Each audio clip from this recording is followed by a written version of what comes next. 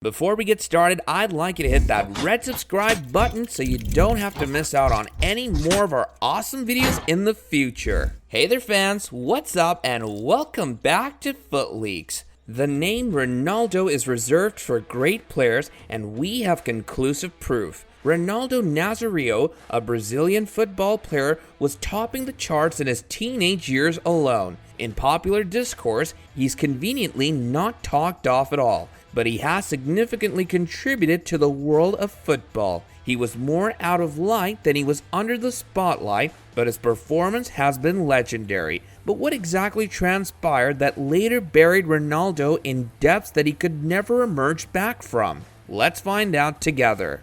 With humble beginnings and a rough childhood, Ronaldo Nazario found his solace and refuge in football. Trying to cope with his parents' divorce and a consequent dropping out of school, Ronaldo was eager to escape. He needed a distraction and found one in football. His inclinations were always toward the sport. Even before he left his education, he was always found on the streets of Bento Ribeiro playing. His mother was worried whether his passion would be a dead end for him. What if it doesn't yield success? There were many possibilities, but the questions were more. I always found him on the streets playing ball with friends when he should have been in school. I know I lost my battle, his mother stated. His love for football overrode his sense of responsibility, but it was not all in vain. He shortly joined Social Ramos' athletic indoor futsal team at the young age of 12, nearly a year after being pulled out of school. He proved to be a potential leader, showing promising signs just in his early years, and shouldered the City Youth League in scoring a record 116 goals in his very first season, which saw him scoring 11 out of his team's 12 goals in a single game. He believes that his first necessary training was done through futsal. Crediting futsal for polishing his skills, Ronaldo has confessed, "Futsal will always be my first love." His sparkling potential was detectable and unmissed, spotted by former Brazilian player Jairzinho, who was at the time coaching São Cristóvão, a team where Ronaldo played for the youth team, the first field where he displayed his exceptional skills. Ronaldo's diligent agents in Brazil, Reinaldo Pitta and Alexandre Martins, were quick in their intelligent dealings and signed him as a 13-year-old. Pitta stated, "We saw right away he could be something different than most other players." Rightfully recognized as a child prodigy, Jairzinho recommended the then 16-year-old to his former club Cruzeiro. He would now go on to make history, dominate the footballing universe, and etch his name on every nook and corner.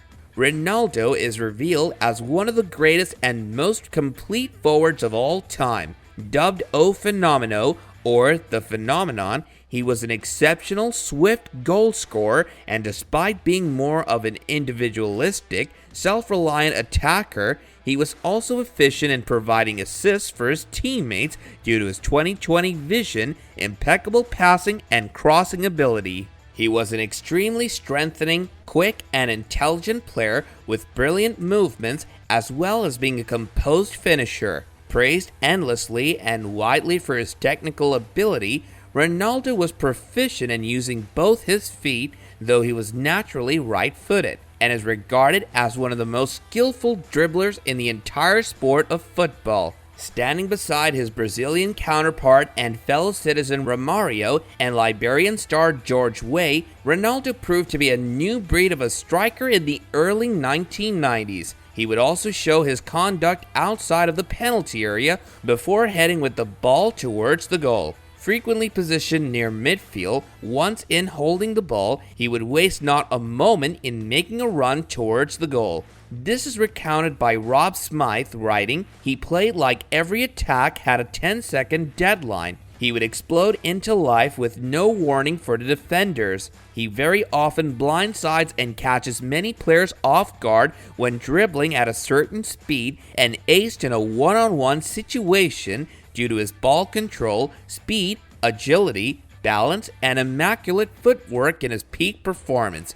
Nazario's coach at Barcelona, Bobby Robson, praised the God-gifted player, saying, "Ronaldo could start from the halfway line and the whole stadium would ignite. He was the fastest thing I've ever seen running with the ball. Had he managed to stay free of injury, he had every chance of becoming the best footballer ever."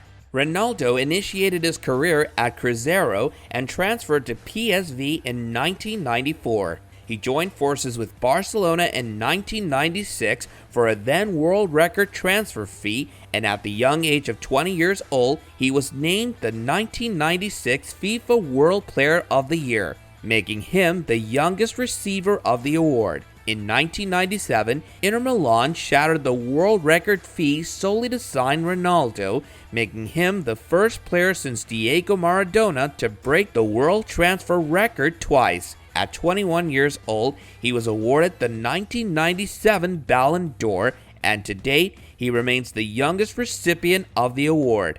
By the age of 23, Ronaldo had scored over 200 goals for club and country. However, after a series of serious knee injuries and recuperation, he was off to the shadows for almost 3 years. Ronaldo joined Real Madrid in 2002 and won the 2002-03 La Liga title. He had brief affairs with AC Milan and Corinthians before deciding to retire in 2011 after having suffered further injuries. Ronaldo played for Brazil in 98 matches, scoring 62 goals and secured the title of third highest goal scorer for his national team.